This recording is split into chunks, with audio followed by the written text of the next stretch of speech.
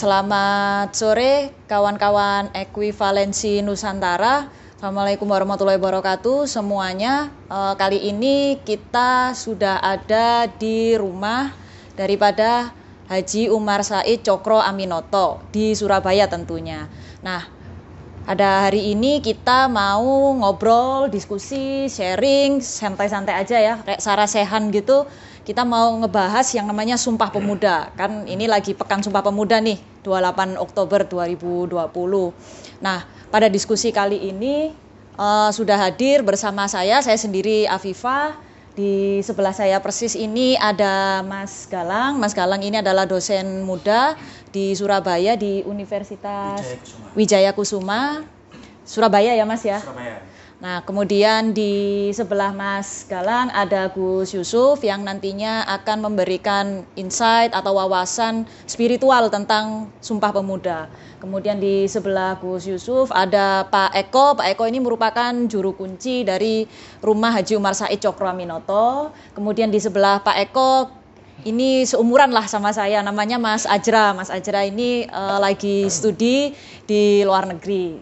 Nanti akan memberikan opini atau experience-nya dia, pengalaman dia gimana sih sebagai anak muda Indonesia itu untuk studi di luar negeri, termasuk gimana kesannya dengan Sumpah Pemuda itu sendiri. Nah, tanpa ngobrol lebih panjang lagi, kita mulai aja diskusinya. Saya untuk pertanyaan pertama nih pengen nanya sama Mas Ajra nih. Kan Mas Ajra masih muda ya? Iya. Ini ya kita semua masih muda ya.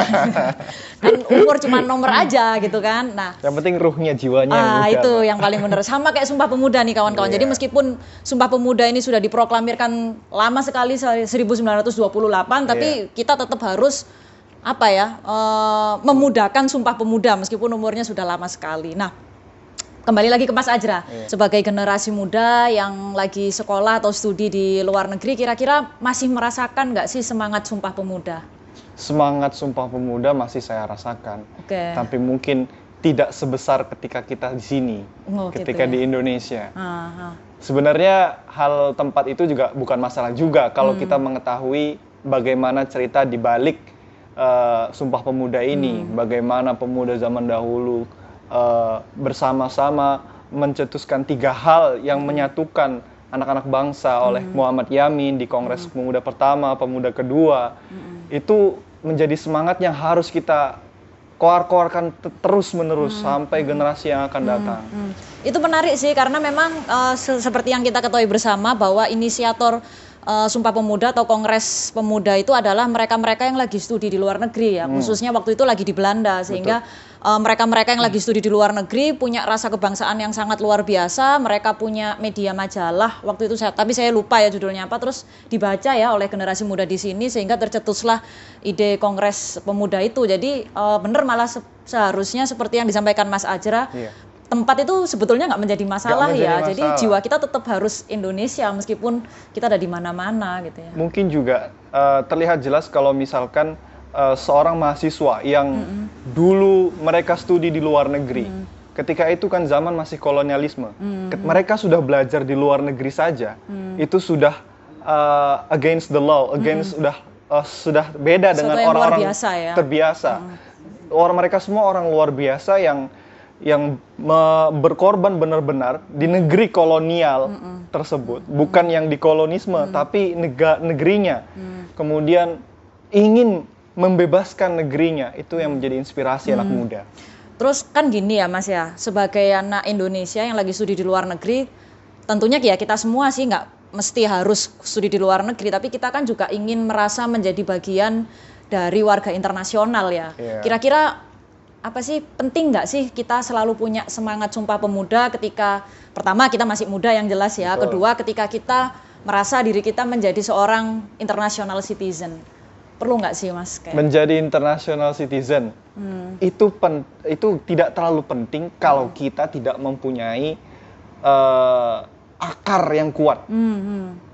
Jadi karena nasionalisme pertama harus kuat, karena identitas ini yang menjadikan kita bisa bersuara di international citizen. Oke, jadi meski dimanapun kita berada Dimanapun kita harus tahu akar kita dari mana. Dari mana. Nasionalisme itu harus selalu ada karena itu jadi identitas kita. Identitas kita menarik yang kita banggakan. sih. Karena kadang-kadang ya nggak harus ke luar negeri juga ya. Kita sendiri di Indonesia kadang-kadang identitas keindonesiaan kita itu kita sengaja mengikisnya gitu loh. Karena mungkin ada malu atau apa gitu ya. Jadi asik sih yang disampaikan oleh Mas Ajra, meskipun kita lagi di luar negeri atau studi atau apapun itu, tetap kita harus ingat dengan akar dan identitas kita sebagai orang Indonesia. Berikutnya nih saya mau geser ke Mas Galang sebagai seorang dosen, pendidik, akademisi yang masih sangat muda ini, melihat situasi Indonesia saat ini di mana jumlah anak muda ini kan banyak sekali, ada bonus demografis anak muda.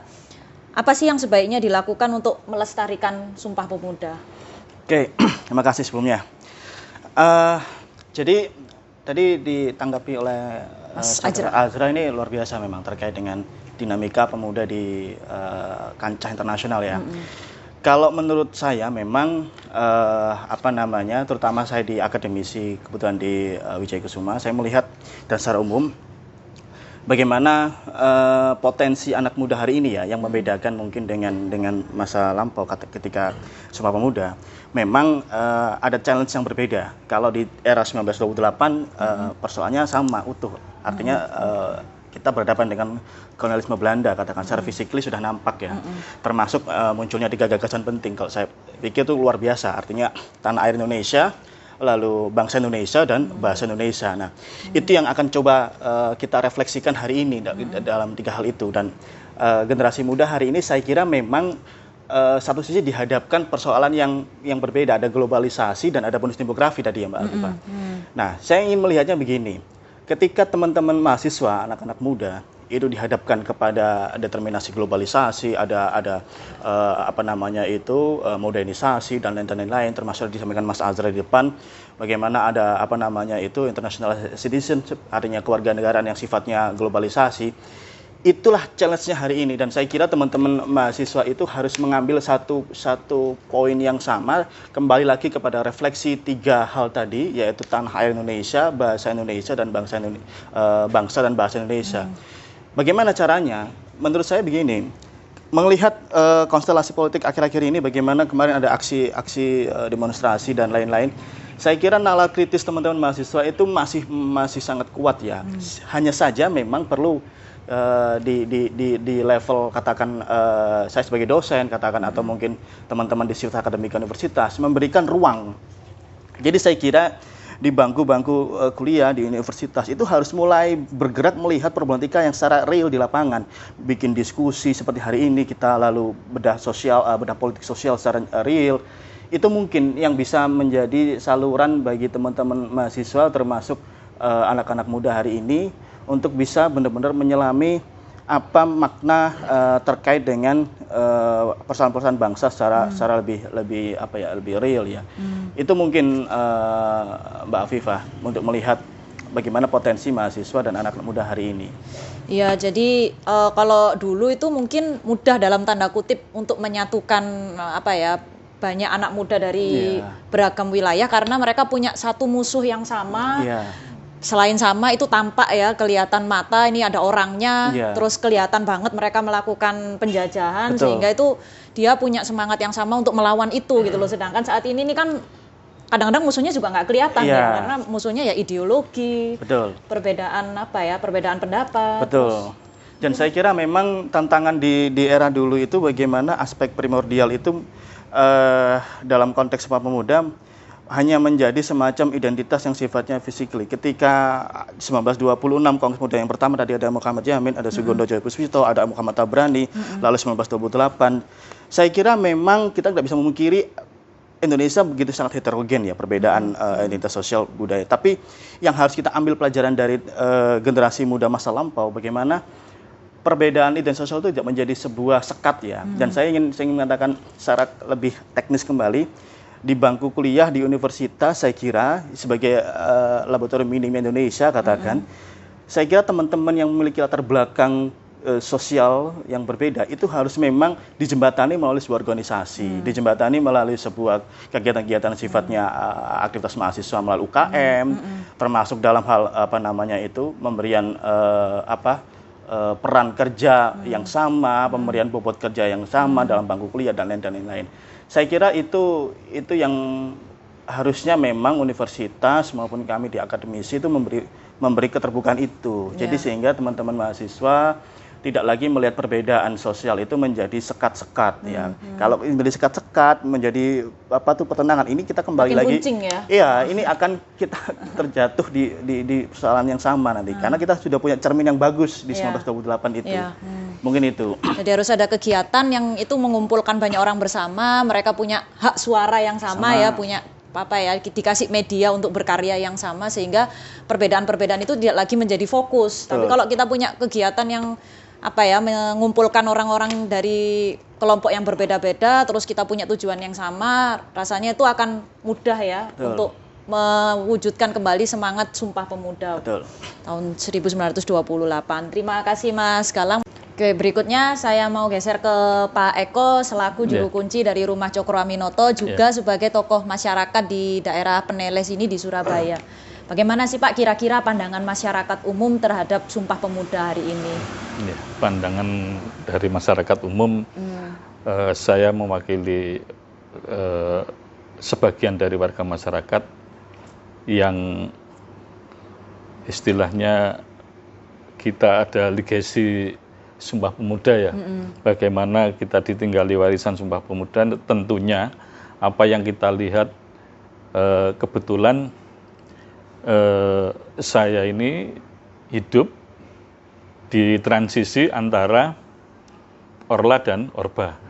Jadi bagaimana saya mencari sumber berita atau sumber-sumber catatan sejarah di Orba, bagaimana catatan sejarah Sumpah Pemuda, terbitnya Sumpah Pemuda adalah bentuk dari mengkristalnya kongres-kongres atau kelompok pergerakan atau perserikatan di zaman itu, sehingga menjadi satu apa yang harus diwujudkan dan apa yang tujuan kita untuk membentuk perserikatan itu atau kongres-kongres kelompok-kelompok dari kelompok itu dikristalkan menjadi satu.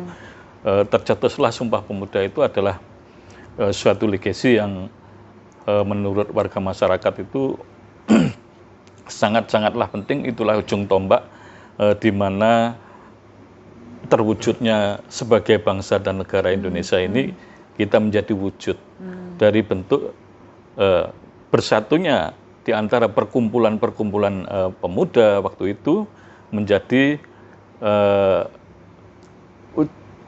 titik awal dari keberadaan bangsa ini, keberadaan bangsa itu yaitu pengakuan dari seluruh waktu itu pemuda di Nusantara dalam pengakuannya dalam Sumpah Pemuda itu bertanah air satu, berbangsa satu dan berbahasa satu. Itu memang gampang setelah diucapkan, setelah itu ketemu. Sebetulnya sangat sulit umpama itu tidak keluar dari pola pikir orang-orang yang memang jenius di waktu itu. Jadi harapan kami setelah melihat legasi sejarah, warisan sejarah, heritage sejarah itu tentang Sumpah Pemuda ini, tentunya kami sebagai warga bangsa melihat dari transisi Orla, Orde Baru, saya melihat dengan mata kepala saya sendiri bagaimana perubahan-perubahan itu tidak nutup kemungkinan hampir sama. Semua pergerakan, semua perserikatan atau kelompok, bahkan sekarang ini politik yang namanya politik, sudah ceritanya sama saja. Sejarah itu kayaknya berulang-ulang saja. Begitu tidak dapat suara yang sama atau keputusan kongres yang satu, itu membentuk kelompok lain. Itu terpecah-pecah ya. Nah, itu PR bagi generasi muda seperti Mas Azra. Ini PR. Sama jadi saya Mas juga, Azra. Pak. Saya juga masih muda, ya, Pak. Untuk kalangan akademisi pun juga itu perlu. Ini PR. Bagaimana menyatukan sikap tadi, membawa visi dan misi yang sama. Di saat ini, mulai dari Orla sampai sekarang, itu kan visinya sama, tapi membawa misi beda-beda. Satu kelompok politik itu. Jadi kami merasakan sebagai tokoh masyarakat merasakan bahwa momen Sumpah Pemuda itu adalah harapan bagi kami yang setengah baya ini sebagai tokoh masyarakat melalui kalangan akademisi, Mas Angga, wabil khusus kepada pemuda seperti Mas Azra, dan di golongan ulama atau seperti mulai agama, supaya terus digaungkan bagaimana aura ruh Sumpah Pemuda itu supaya tetap dan menjadi penyemangat. Dan PR-nya tadi adalah bagaimana menyatukan visi dan misi, dan yang sulit itu menerima perbedaan pendapat orang lain, dan itu menjadi menerima perbedaan pendapat, belajar menerima perbedaan pendapat itu yang belum dilakukan. Karena fakta real di dalam pemerintahan sekarang itu yang sulit itu menerima perbedaan pendapat, visinya sama. Nah, sedangkan visinya memang kalau mau intinya apa sih? Mau memajukan bangsa. Oke, memajukan bangsa, tapi membawa misi masing-masing ini yang berbeda, akhirnya membuat keributan atau kegaduhan, malah perpecahan. Ini sejarahnya sama saja. Harapan saya sebagai generasi yang melihat fakta sejarah itu, banyak harapan saya kepada generasi muda. Tadi saya ulang, akademisi, sosial agama, itu harapan saya supaya tetap digaungkan, dan PR-nya tadi generasi muda harus belajar menerima pendapat orang lain dengan legowo gitu. Jadi nanti akhirnya suatu saat beliaunya ini generasi muda menggantikan ada yang sistem masuk partai politik, sehingga ada perbedaan itu tidak harus jadi salah satu konflik gitu, atau perpecahan bahkan, atau saling melakukan gerakan aksi yang itu memprovokasi massa, bahkan memperalat mahasiswa untuk menjadi motor penggerak, karena untuk merubah melaksanakan pikiran yang kontroversi tadi tidak nutup kemungkinan menggerakkan massa, seperti menunggangi kelompok massa yang memang itu by system, atau bagaimana supaya aspirasi yang terkalahkan di momen tadi itu bisa menjadi dorongan supaya untuk menggagalkan apa yang sudah diputuskan bersama. Itu jadi harapan kami tetap pemuda belajar menerima pendapat orang lain yang toh itu pun biarpun berbeda, mempersatukan visi dan misi kembali, karena Sumpah Pemuda itu visi misinya sama di zaman dulu. Jadi kalau visi sama misi sudah diputus mata rantainya, itu nanti akan beda. Sampai kapanpun visi misi harus tetap sama, biarpun dalam wadah yang berbeda. Ini bagaimana caranya generasi muda nanti kita menyamakan visi dan misi dalam wadah yang berbeda, atau golongan perserikatan atau kelompok yang berbeda. Itu harapan kami sebagai tokoh masyarakat. Saya sepakat sih. Jadi memang sebetulnya apapun yang kita perdebatkan pada berkehidupan berbangsa ini kan sama visinya, seperti yang disampaikan Mas Galang sebelumnya, bahwa jangan sampai perbedaan itu menjadi sekat. Kadang-kadang kita visinya udah sama, tapi kemudian ada kepentingan pribadi dan kelompok, sehingga pada perjalanan untuk menuju visi yang sudah disepakati bersama itu malah timbul perpecahan. Karena ada misi konflik dalam kelompok. Jadi itu memang tugasnya kita sebagai anak muda untuk menyelaraskan atau mengharmonisasikan perbedaan-perbedaan yang ada, karena perbedaan itu biasa. Moto bangsa ini kan Bhinneka Tunggal Ika. Jadi sudah justru pembelajaran dari dulu sudah. Jadi seharusnya dengan adanya perbedaan itu justru menguatkan kita dalam sebuah satu kesatuan dalam berbangsa. Nah, berikutnya matur nuwun Pak Eko atas insight-nya atau wawasan yang sudah dibagikan.